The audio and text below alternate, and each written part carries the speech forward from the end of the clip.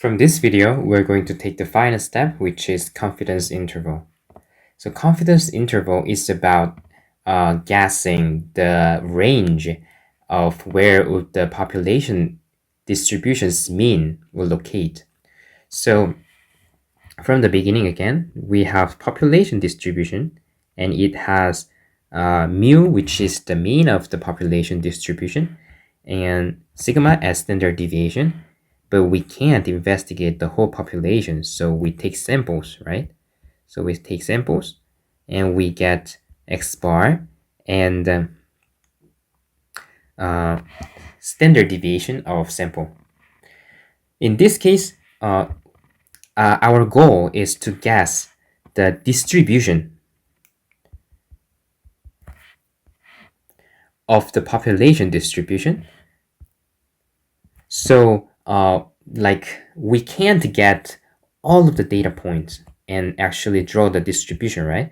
So one easy way to guess the distribution and get a lot of information about the distribution is get mean, like mean expectation, and standard deviation. Of course, like if it's not like it doesn't follow normal distribution, there's limit about the information we can guess about the distribution that we want to know. But in most of the case, if it's not very skewed or anything, we can get like a lot of information about the distribution by just getting these two numbers. So it's part of the way that we get it, like getting close to know the whole distribution.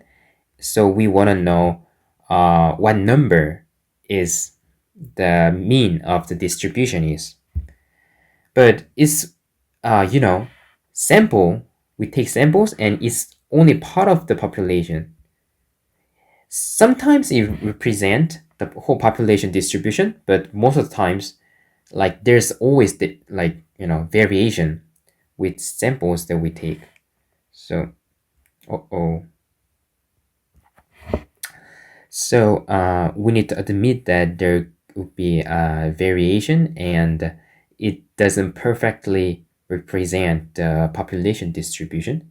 So we express it in range. So we don't guess it as a point, which would be the x bar, the mean that we get from the sample, but we admit that it wouldn't perfectly represent all the time. So instead of estimating 1 point, we want to estimate the range, and we guess, the mean of the population distribution will locate in this range, in this probability. Because we are not guessing the point, we're guessing the range, we can't suggest the probability that by the sample we have, the mean of the population will locate in this range. So this is what confidence interval actually goes for. So pursue. So this is the basic idea. So we're going to deal with this, and how can we get this range with the x bar distribution that we worked until the last video for so long time, and we get this probability in standard normal distribution because it is investigated which part has which